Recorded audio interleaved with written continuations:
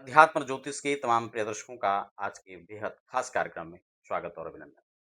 मैं हूं आपके साथ देवभूमि ऋषिकेश उत्तराखंड से डॉक्टर आचार्य आशीष और आज हम बात करने वाले हैं ग्रह प्रवेश शुभ मुहूर्त को लेकर। अगर आप जून और जुलाई और मई इन 3 महीनों के अंदर अगर आप गृह प्रवेश के लिए विचार कर रहे हैं तो कौन कौन से मुहूर्त आपके लिए हो सकते हैं जिनमें आप गृह प्रवेश कर सकते हैं। मुहूर्त पर्टिकुलर आपकी राशि के अनुसार होना चाहिए।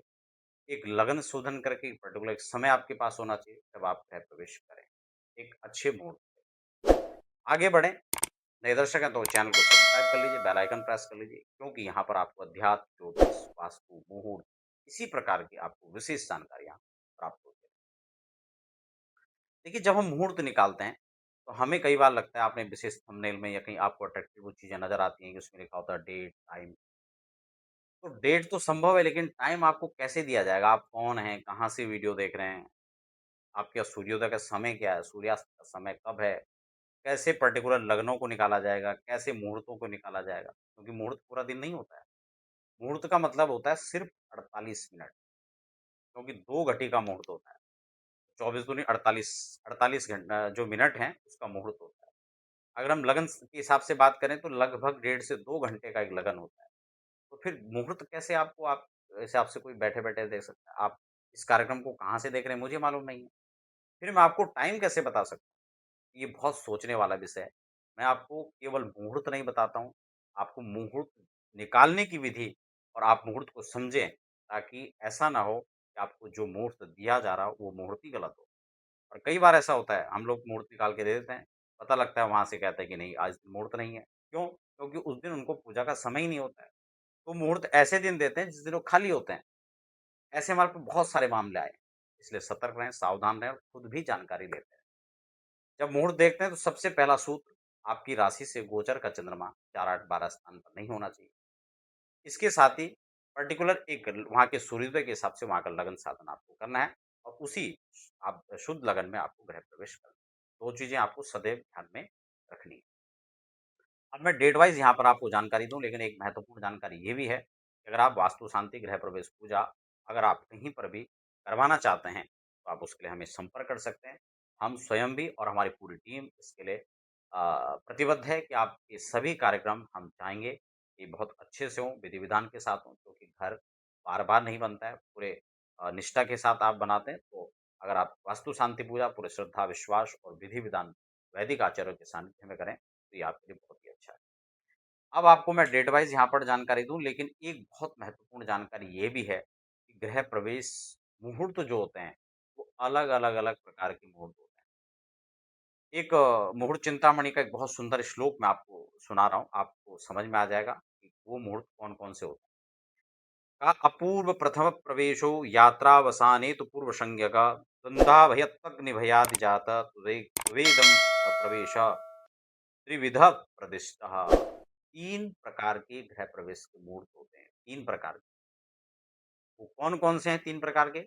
सबसे पहले नवीन गृह प्रवेश, दूसरा जो गृह प्रवेश है का यात्रावसाने कहीं लंबी अवधि के बाद आप घर लौट कर के आ रहे हैं, तो एक गृह प्रवेश उसको भी समय होता है, उसे भी गृह प्रवेश कहते हैं।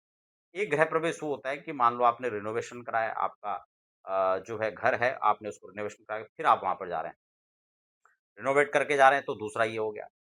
एक ये भी गृह प्रवेश है किसी तरह से कोई अग्नि आदि का भय क्षतिग्रस्त हो गया था, पुराना घर था, आपने फिर तोड़ करके फिर नया बनाया, ठीक हो गया। और एक गृह प्रवेश ये भी होता है कि आप सरकारी आवास में आपको अलॉट हुआ है, आप वहाँ पर जा रहे हैं या फिर किराए पर जा रहे हैं। तो इन सभी मुहूर्तों के लिए अलग-अलग मुहूर्त होते हैं। इसीलिए जीर्ण आदि गृह प्रवेश में तो श्रावण के महीने में भी गृह गृह प्रवेश करने की अनुमति शास्त्र में है। तो आप समझ चुके होंगे, आपका कौन-सा गृह प्रवेश है, आप इसी हिसाब से करेंगे। अब मैं आपको जो मुहूर्त यहाँ पर दे रहा हूँ, वो बहुत सावधानी के साथ आप देखें। सबसे पहले हम चलते हैं मई में, क्योंकि यहाँ पर अगर देखें अप्रैल के तो मैंने आपको मुहूर्त बता दिया था। अगर हम मई में देखें, अप्रैल के भी चलो एक बार और बता देते हैं। जो लास्ट अप्रैल में है आपका ये 20, 22 और 24, 27, 24, 29 ये जो है कुछ डेट हैं। इसको मैं पहले पिछले एपिसोड में मैंने चर्चा किया था। अब जो है मई में चलते हैं सीधा। मैं आपको एक सूचना फिर से दे दें, अगर आप कहीं भी वैदिक वास्तु शांति आप करवाना चाहते हैं या वास्तु विज़िट कराना चाहते हैं, उसकी जानकारी आप घर बैठे लेना चाहते हैं, तो उसके लिए भी आप हमें हमारे संस्थान में संपर्क कर सकते हैं। मई में जो पहली डेट है 2 तारीख, आप इसको ले सकते हैं, 2 मई वाला। इसमें विशाखा, शनिवार और प्रतिपदा आवश्यक होने पर आप इसको प्रयोग में ले सकते हैं। दूसरा यहाँ पर 4 मई का है, ये अच्छा मुहूर्त है, इसमें आपका तृतीया, सोमवार, अनुराधा, अनाशयोग ये सब पड़ रहा है, इस मुहूर्त में आप पढ़ सकते हैं। तीसरा है 6 तारीख को, ठीक है? 6 तारीख में आपको चतुर्थी का भी ध्यान रखना है, वो जब खत्म हो जाए पंचमी में आपको ये प्रवेश करना है। तो 6 तारीख को मूल, पंचमी इसका संयोग है, धनु राशि पर चंद्रमा रहेंगे, आप इसको कर सकते हैं। अगला जो मुहूर्त है वो रहेगा आपका 8 तारीख, जिसमें कि आपका उत्तराषाढ़ा जो बहुत अच्छा नक्षत्र माना जाता है, शुक्रवार जो बहुत अच्छा वार इसके लिए माना जाता है, योग, शुभ योग और आनंद आदि इसमें चीज़ें पड़ रही हैं। ये बहुत अच्छा मुहूर्त आप इसको समझ सकते हैं और षष्ठी तिथि रहेगी। अगला जो मुहूर्त रहेगा वो है 13 तारीख का, 13 मई। 13 मई को आपका उत्तरा भाद्रपद नक्षत्र है, जो त्रिसंज्ञा नक्षत्रों में आता है, श्रेष्ठ कहा जाता है गृह प्रवेश के लिए और आपका बुधवार और एकादशी रहेगा।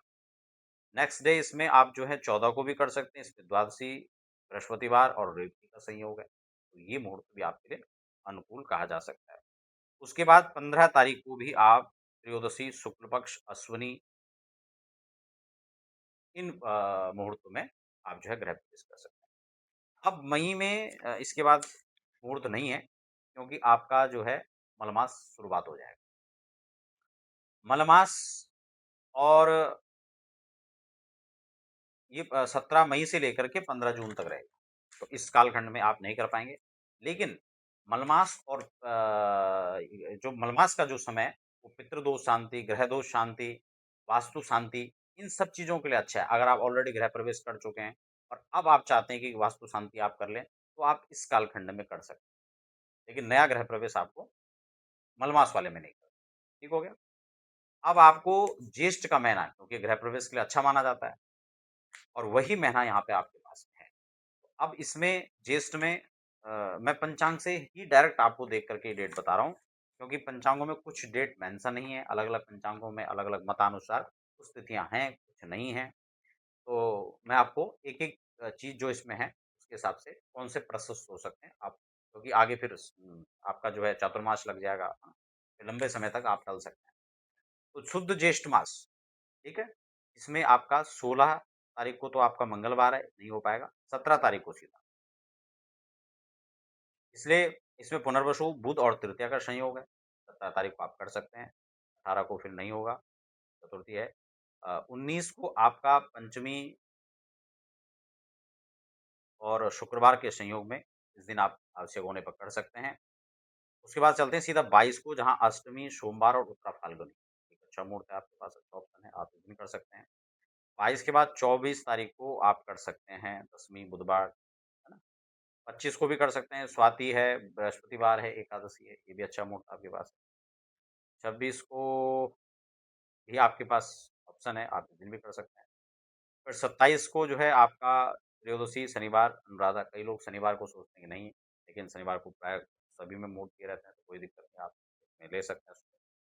तो ये आपके पास में ऑप्शन है। 28 को फिर रविवार है, फिर चतुर्दशी हो जाएगा, फिर नहीं हो पाएगा, ठीक है ना? फिर पूर्णिमा रहेगी, मंगलवार है, उस दिन भी नहीं हो पाएगा। तो फिर कुल मिला के 27 तक ये जो है जून में मुहूर्त हैं। आगे बढ़ते हैं। उसके बाद जुलाई का महीना आ जाएगा। जुलाई में हम देखेंगे तो आप जो है हालाँकि 1 जुलाई का मुहूर्त जो आपका दिवाकर पंचांग है, पुराना पंचांग है, उसमें दिया हुआ है, लेकिन उस दिन पूर्वाषाढ़ा भी है, बुधवार प्रतिभा है, तो आवश्यक होने पर कर सकते हैं और कहीं-कहीं पूर्वाषाढ़ा पे लोग अ, उसको अवॉइड भी कर लेते हैं। वो डिपेंड करता है आपकी राशि के अनुसार से मुहूर्त का प्रमाण आपकी उस पे कितने प्रतिशत तक निकल रहा है, ठीक है ना? अगर केवल नक्षत्र नहीं मिल रहा है, बाकी सारी चीज़ें अनुकूल है, तो आप कर सकते हैं। अब इसके बाद है 2 तारीख, 2 मई, इस दिन उत्तराषाढ़ा, बृहस्पतिवार, द्वितीया, बढ़िया है, कोई दिक्कत नहीं। 3 तारीख को कर सकते हैं शुक्रवार, श्रवण, तृतीया है, बहुत अच्छा मुहूर्त है। उसके बाद सीधा 8 तारीख को क्योंकि बीच में फिर ये रविवार पड़ रहा है, फिर मंगलवार पड़ रहा है, इस दिन नहीं हो पाएगा। उसके बाद सीधा 8 तारीख को मुहूर्त है, 8 मई को, जिसमें कि आपका रेवती बुधवार अष्टमी पड़ रहा है, उस दिन आप कर सकते हैं। और फिर 11 तारीख को कृतिका शनिवार द्वादशी का संयोग है। 11 तारीख 11 जुलाई को आप कर सकते हैं आषाढ़ कृष्ण पक्ष, ठीक है ना?